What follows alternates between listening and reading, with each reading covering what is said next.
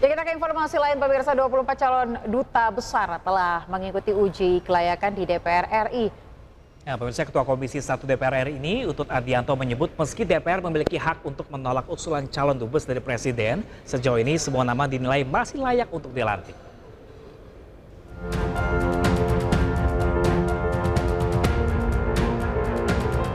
Komisi 1 DPR RI menggelar uji kelayakan dan kepatutan terhadap 24 calon duta besar Republik Indonesia selama 2 hari, yakni pada Sabtu dan Minggu. Uji kelayakan ini berlangsung secara tertutup. Pada Minggu 7 Juli 2025 dijadwalkan 12 calon dubes mengikuti uji kelayakan dan kepatutan. Ketua Komisi 1 DPR RI Utut Adianto mengatakan sebagian besar calon dubes berasal dari latar belakang diplomat, karir, dan militer. Utut menyebut meski DPR memiliki hak menolak usulan calon dubes dari Presiden, sejauh ini semua nama dinilai masih layak dilantik. DPR selanjutnya akan menyerahkan hasil uji kelayakan kepada pimpinan DPR sebelum disampaikan ke Presiden. Kan begini, setiap fraksi punya apa yang di-underline. Kan yang diberi kesempatan setiap fraksi 3 menit. Tentu sudut pandang fraksi PDI Perjuangan misalnya beda dengan teman-teman dari Gerindra dan Golkar. Nah, nanti kan kita buat tabel mana yang masih cocok, semua mana yang dianggap belum. Kalau yang belum, apakah itu potensi fatality atau tidak. Tapi sejauh ini yang saya lihat, kalau ini dianggap bocoran, semuanya oke. Sebelumnya Sabtu kemarin sebanyak 12 calon dubes menjalani uji kelayakan di gedung DPR RI.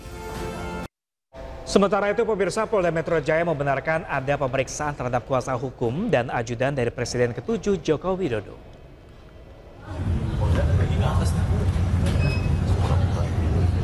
Penyidik Subdit Keamanan Negara Direktorat Kriminal Umum Polda Metro Jaya terus memanggil sejumlah saksi terkait kasus laporan dugaan pencemaran nama baik Presiden ke-7 Joko Widodo atas tuduhan ijazah palsu miliknya oleh terlapor Roy Suryo. Keterangan keduanya sangat diperlukan guna merampungkan berkas penyelidikan dalam kasus ini. Keterangan keduanya akan didalami penyidik apakah masuk ke dalam ranah pidana atau naik ke tingkat penyidikan. Saksi tersebut ya yang ditanyakan telah melakukan pengambilan keterangan dalam rangka klarifikasi terhadap saksi tersebut ya yang ditanyakan dalam rangka pemenuhan fakta-fakta. Ya, proses pendalaman ini masih terus dilakukan. Penyelidik terus mengumpulkan fakta-fakta dari pihak pelapor, kemudian saksi-saksi yang disampaikan oleh pelapor, kemudian barang bukti yang diserahkan oleh pelapor, kemudian juga dari pihak terlapor ada beberapa LP yang disebut terlapornya, ada juga LP yang tidak disebut terlapornya, namun ada beberapa nama yang muncul dari peristiwa yang disampaikan oleh korban atau pelapor. Ini terus dilakukan atau dikumpulkan fakta-faktanya guna nanti disimpulkan dalam pendalaman ini apakah peristiwa yang dilaporkan itu ada dugaan tindak pidana atau tidak. Astrian kawasan Ciamplas yang menjadi salah satu ikon Kota Bandung.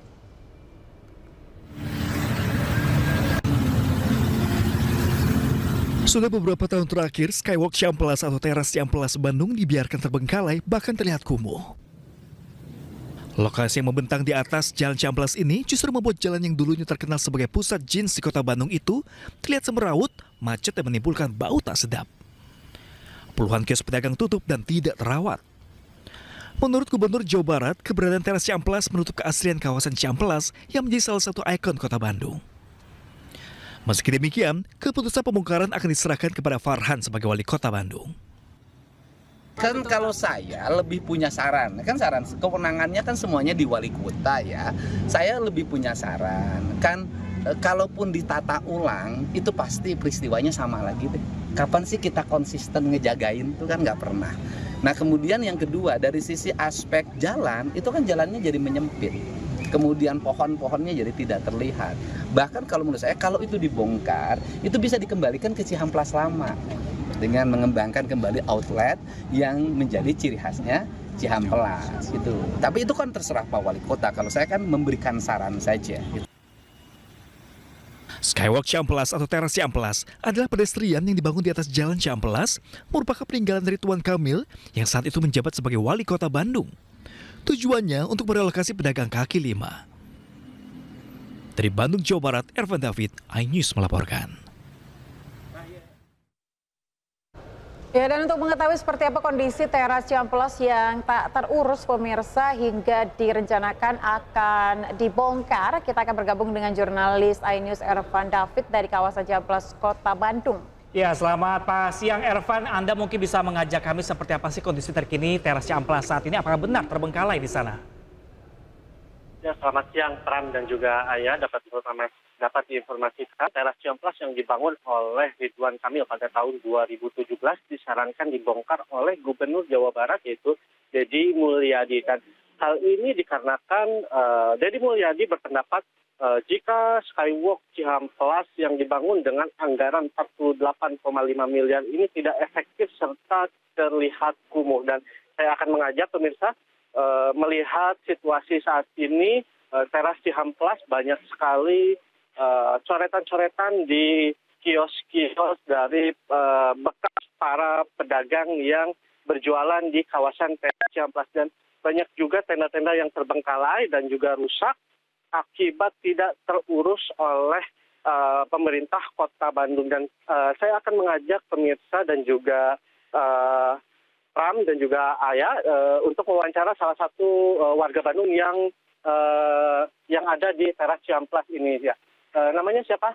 Nama saya Gani Hasan. Namanya siapa? Gani Hasan. Ya. Oke. Kang Gani, gimana nih pendapatnya teras Cihampelas ini? Teras gimana ya kalau dibongkar gitu memang saya kurang setuju ya. Tapi kalau misalnya melihat kondisi di sini banyak coretan dan di ujung sana juga banyak botol kaca untuk mabok itu jadi sedikit setuju juga sih. Jadi menurut saya kalau lebih bagus ininya aja sih yang dicoretannya dihapus aja. Dihapus aja. Berarti setuju nggak dibongkar untuk teras Cihampelas ini? Setuju sih. Alasannya kenapa? Kalau misalnya dilihat dari gas setujunya ini kan bisa dibuat tempat main dan juga. Tapi kalau gas setujunya juga itu banyak ini coretan itu sama suka yang mabok gitu. Oh, berarti menyayangkan ya? Iya. Untuk kondisi saat ini. Oke. Makasih Pak Gani. Ya, sama-sama. Ya. Begitulah wawancara salah satu dari warga Kota Bandung yang berkunjung ke kawasan teras Cihampelas. Dan kami juga sempat mewawancarai beberapa pedagang dan juga warga untuk rencana pembongkaran yang akan dilakukan oleh pemerintah Kota Bandung dan juga Provinsi Jawa Barat. Demikian wawancara yang kami dapatkan. Dibongkar kan udah tanggung Pak kata saya Bu. Sayang Pak ya? Sayang, udah terlanjur lah gitu, lanjut gitu. Ya mending tata ulang lagi kayak semula. Ya kalau sekarang mah disayangkan aja ya. Nggak kerawat gitu yang tadinya harusnya bisa jadi objek wisata kuliner gitu kan. Jadi nggak enak dilihat kan. Terlihat kumuh gitu banyak coret-coretan. Padahal nyaman nggak sih kan jalan sini kan? Harusnya kalau untuk ini pedestrian nyaman ya maksudnya buat nongkrong makan. Sebenarnya mah nggak perlu dibongkar. Kalau dibongkar kan wah ini gimana kalau saya kan pindah kemana, langganan udah pada tahu di sini. Kalau di bawah kan nggak ada tempat, makanya saya ke atas juga kan udah ditempatin di atas. Kalau mau dibongkar seharusnya komunikasi dulu lah sama PKL. Terus kita mau dikasih gimana, mau ditempatin di tempat lain, apa kita mau dikasih ganti rugi.